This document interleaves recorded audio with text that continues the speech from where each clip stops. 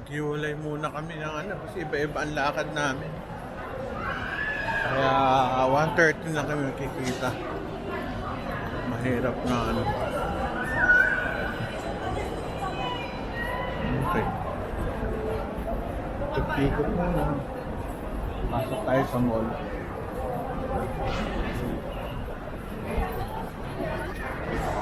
Maganda yung lugar nila, parang nasa Europe. Kasi hindi ko to nakita sa US, hindi ko to nakita sa Dubai. Europe style, yung mga classy classy buildings. Yun yung ganda. Pasok tayo dito sa loob. Ganda oh. May Uniqlo. Kaso tinatamad akong mamili kasi ang hirap mahirap maglagay sa bagahe. Mabigat. Baka mag-ono pa. Overload. Ganda ng kanilang mall. Oh. Christmas na Christmas. Very elegant. Parang nagpunta ng Newport Mall. Maganda. Ito, mga candies. Mahal. Ang ganda. Parang may ganito rin sa Pilipinas. Ang cute. Parang Rockwell. Ayos. Napansin ko lang medyo high-end dito. Para tayong nag-Rockwell na 3 times the price. Mahal talaga dito. No? Pilipinas, napakamura. Hindi tayo magagawa. It's part of travel. This pikit sa halaga. Ay, pikit sa pikit sa mga presyo. Meron silang release dito. Hindi ko lang alam dumadaan dito. Tren na yun. Nakita ko na. Tren.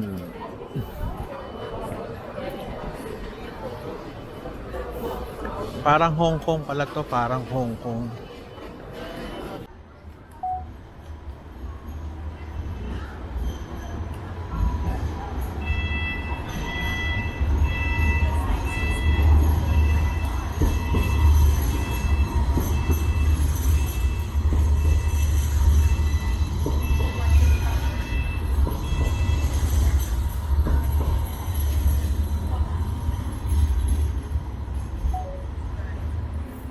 Ng tren nila. Ito ako sa kanilang food court sa Westfield. Ito. Pero dahil ako'y nagda-diet, diet coke, saka marshmallow na sugar free. Diet muna tayo. Ang hirap magpapayat eh. Kanina ito. Food court. Uy, may McDo dun. Pagkain, iba-iba. May Indian, Thai, Indonesian, yun, American. Ito, Istanbul, Pakistan food. Daming tao. May Sara. May Sara din naman sa atin. Ito, Westfield. Ito, pagpasok tayo dito.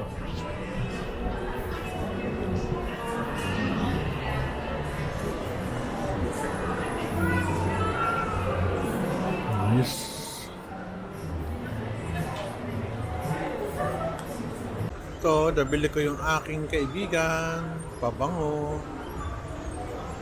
Ayan. Grabe rito, Prada. YSL. Prada. Big time na pangalan pala dito eh.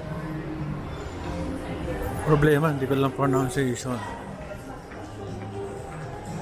Logi ba yun? Hindi ko alam. Mga Rolex, Fendi, Ferragamo. Ayos ah. Para tayo nag-Rockwell ah.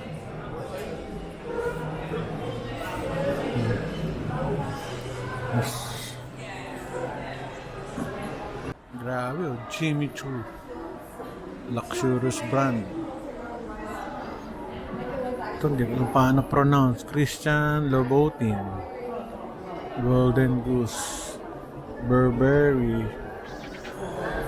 Ang galing, ha? High-end mall sila, pero ang tao. Ano galing yung mall? Parang ano natin, Greenbelt. Greenbelt 5, Greenbelt 4. Parang gano'n. Ang tao.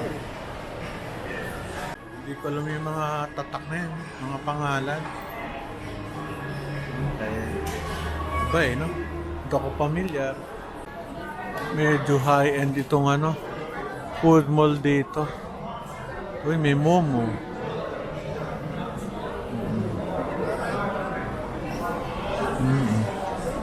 Ito oh. Medyo ano to, more or less mahal dito. Itsura pa lang eh. Iba. Yung mall nila masikip. Masikip ang ano, daanan.